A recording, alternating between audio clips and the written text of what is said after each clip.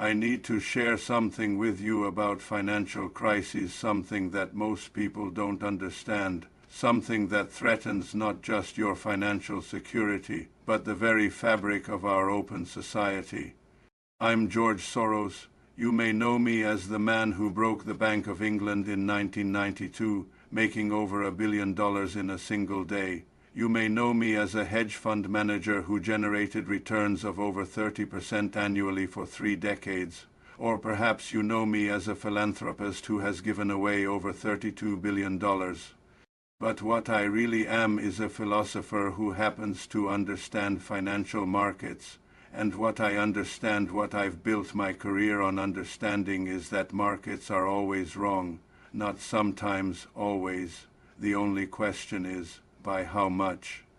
Before we continue, I encourage you to subscribe to this channel. The ideas we discuss here challenge conventional wisdom and are based on decades of experience. What's happening with financial crises is a perfect example of what I call reflexivity, a concept that will help you understand not just this crisis, but every financial crisis. Most economists believe that markets move toward equilibrium, that prices reflect fundamental reality. They're wrong. Markets don't just reflect reality, they help create it. The participants' perceptions influence the fundamentals, which in turn influence perceptions, creating a self-reinforcing feedback loop. And right now, with global debt reaching $323 trillion, nearly 3 times global GDP, we're seeing this process play out in real time. By the end of this video, you'll understand the philosophical framework that has guided my investment decisions for over 60 years, and what you need to do to protect yourself. Let me start with a proposition that most economists reject. Markets are always wrong. They don't reflect reality, they help create it. Consider the deterioration we're witnessing. Global debt in 2024, $323 trillion, 240% of GDP 2020, $250 trillion 2008 before financial crisis, $160 trillion 1,990 seconds average, under 100% of GDP. Conventional theory says these changes represent adjustments toward equilibrium, but what I see is reflexivity at work.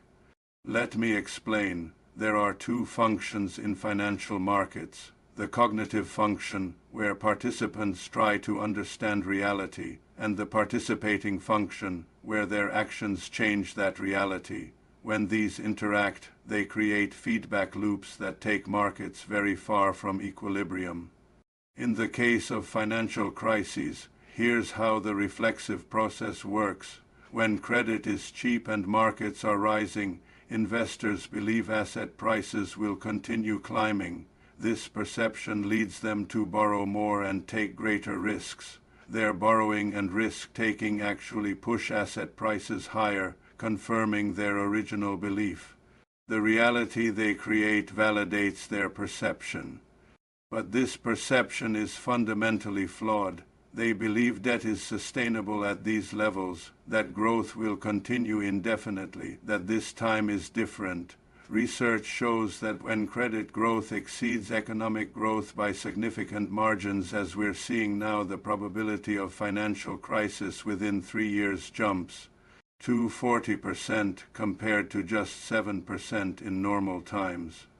This is not a free market correcting itself. This is a self-reinforcing boom that will inevitably become a self-reinforcing bust. Understanding fallibility is crucial. The participants in this market are operating with imperfect understanding. They don't see reality as it is, they see it through biases and misconceptions. And these misconceptions aren't passive. They actively shape the reality we're trying to understand. Let me show you how far perceptions have diverged from fundamentals. Global private debt now stands at $151.8 trillion, while global GDP is approximately $111 trillion in 2024.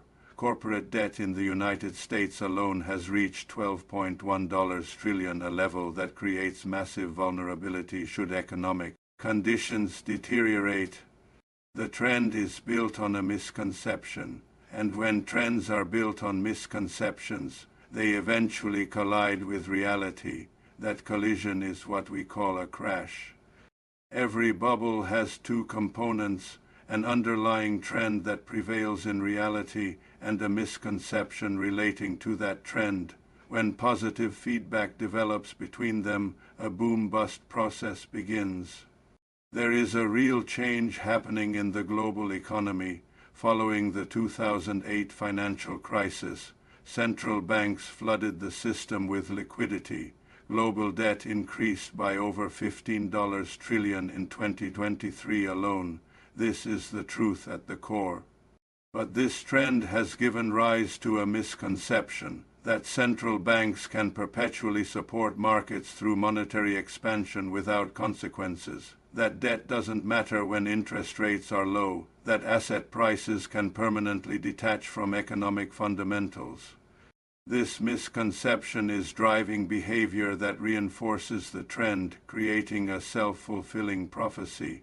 Low rates encourage more borrowing, which inflates asset prices, which makes borrowing appear safe, which encourages still more borrowing. I've seen this before. In 1992, the British pound faced a similar situation. There was a real problem with Britain's exchange rate mechanism position, but the misconception was that the Bank of England could defend the currency indefinitely. My funds made over $1 billion because we understood the reflexive process. There's an ideology at work: market fundamentalism. The belief that markets are always right, always move toward equilibrium, that government intervention is always wrong. This ideology is itself a misconception that prevents necessary regulatory actions to prevent bubbles from growing too large. The deregulation of banking in the 1990s and 2000s created the conditions for the 2008 crisis. Today, shadow banking activities, financial operations outside traditional regulatory frameworks, continue expanding, potentially harboring risks similar to 2008. These less regulated entities lack sufficient capital buffers during periods of financial stress. I'm not against markets. I've made my fortune in markets. But markets need guardrails. Without regulation, they will go to extremes. They always do. In every bubble, some profit from the misconception. Right now, the beneficiaries are those with access to cheap credit and those positioned in inflated asset markets. According to the Federal Reserve's 2022 survey of consumer finances, the top 10% of U.S. households hold 67% of total wealth. During the low-rate era from 2008 to 2022, asset prices soared while wage growth stagnated, widening the gap dramatically. This concentration creates a reflexive loop of power. Economic gains create political influence, which creates policies generating more economic gains through asset inflation rather than productive investment. What concerns me most is not just economic damage, but the threat to open society itself. When economic systems become this unbalanced, when ordinary citizens see their purchasing power eroded while asset owners prosper, it creates conditions for populist backlash and authoritarian appeals. I survived Nazi occupation. I've seen how economic crises can destroy democratic institutions and create conditions for authoritarian regimes. When wealth inequality reaches these levels, when systems appear rigged against ordinary people, it creates fertile ground for demagogues who promise simple solutions to complex problems. This is about more than money. It's about the survival of open society. To understand where we are in the boom-bust cycle, we need the macro context. After the extraordinary monetary support during COVID-19, central banks began aggressive tightening. The Federal Reserve raised rates from near zero to 5.5% in historically rapid fashion, the most aggressive tightening since Paul Volcker in the 1980s. Yet the economy has remained surprisingly resilient, growth at 2.4–2.7 globally in 2024. This creates a dangerous disconnect. The participants believe they've achieved a soft landing, bringing down inflation without triggering recession, but this misconception ignores the reflexive dynamics building beneath the surface. In the reflexive process, we typically see stages. Stage 1, the trend underlying change begins. Post-2008 credit expansion. Stage 2, the misconception: participants misinterpret sustainability, debt doesn't matter at low rates. Stage 3, the boom misconception and trend reinforce each other, asset price inflation 2022–2021. Stage 4, the test reality pushes back inflation, forces rate hikes 2022–2023. Stage 5, the climax: if trend survives, conviction strengthens current soft landing narrative. Stage 6, the reversal: trend becomes unsustainable and collapses. Based on my analysis, we are currently in stage 5, approaching stage 6. The conviction that central banks have engineered a soft landing, that we can maintain elevated debt levels with higher rates indefinitely, represents the climax of the misconception. Why do I believe we're near reversal? Because approximately 40% of sovereign bonds and 37% of corporate bonds globally mature by 2026. These must be refinanced at interest rates substantially higher than when originally issued.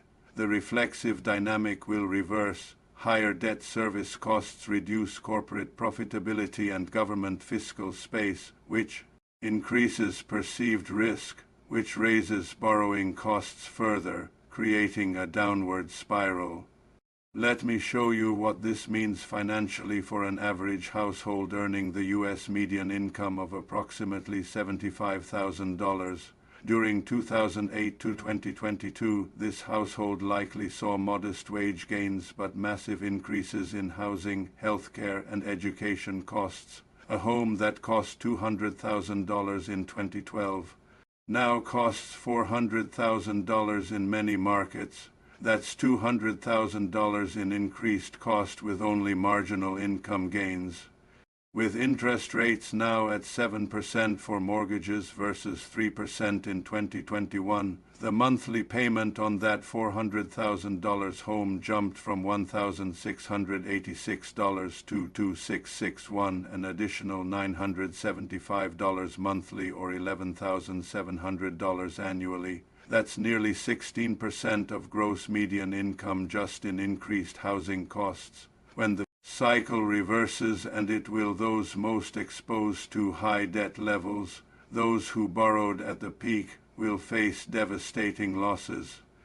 This isn't just domestic. Global debt dynamics create contagion risks across the entire financial system. Emerging market debt has topped $105 trillion.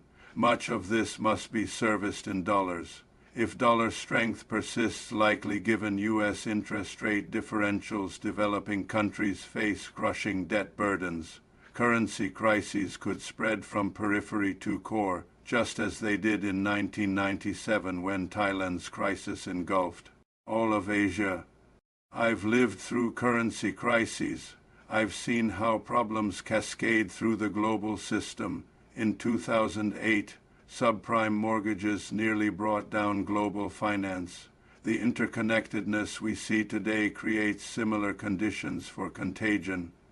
Let me tell you what you need to do, both to protect your finances and help preserve open society. First, recognize your understanding of market dynamics is imperfect. Mine is too. This recognition is wisdom, not weakness. Be flexible, adjust as new information emerges. As I say, I'm not better than the next trader, just quicker at admitting mistakes and moving on. Second, your actions are part of the system. Ask yourself, Am I following a trend because it makes sense or because others are? How might my misconceptions be shaping my decisions? What feedback loops am I participating in? Third, based on where we are in the boom-bust cycle, if highly exposed to leveraged assets, reduce debt levels aggressively, especially variable rate debt. Build cash reserves equal to 6 minus 12 months expenses. Consider hedging strategies through options or inverse positions if moderately positioned. Lock in fixed-rate financing for essential borrowing. Diversify away from assets showing bubble characteristics. Maintain liquidity to take advantage of eventual dislocation if insulated. But concerned, position for cycle reversal through gold, inflation-protected securities. Maintain flexibility to deploy capital at lower valuations. Focus on companies with strong balance sheets and pricing power. Key principle: don't try to time the peak. When I see a bubble, I rush in to buy, but I watch for the inflection point when the reflexive process begins reversing. Look for credit spreads widening sharply, defaults beginning to rise in high-yield bonds, corporate bankruptcies accelerating, central banks facing conflicting mandates between supporting markets and controlling inflation. Fourth, this is a policy problem requiring political engagement. Support candidates who understand systemic risk over market fundamentalists. Advocate for regulations preventing excessive leverage and shadow banking growth. Oppose policies that concentrate wealth and power. Support institutions fostering open society, independent media, educational access, democratic norms. Fifth, don't just protect your interests. Support policies that reduce systemic risk through sensible leverage limits. Prevent excessive wealth concentration through progressive taxation. Maintain democratic accountability over economic policy. Foster economic justice alongside growth. The survival of open society depends on citizens who think beyond immediate self-interest. Let me conclude with the two ideas that have guided my life: fallibility and reflexivity. We cannot know reality perfectly. Our understanding is always imperfect, distorted by biases and limitations. In financial markets, this creates opportunities but also catastrophic risks. And our perceptions don't just reflect reality, they help create it. The feedback loop between thinking and reality drives boom-bust cycles. Financial crises are following a pattern I've observed throughout my career. The trend excessive credit growth and asset price inflation is built on a misconception that debt at these levels is sustainable. The misconception reinforces the trend. Eventually, reality will assert itself, and the adjustment will be painful. We are currently at approximately $323 trillion in global debt, with over 40% of bonds maturing by 2026, requiring refinancing at dramatically higher rates. The probability of financial crisis within 3 years, given rapid credit growth and asset price appreciation, stands near 40% based on historical patterns.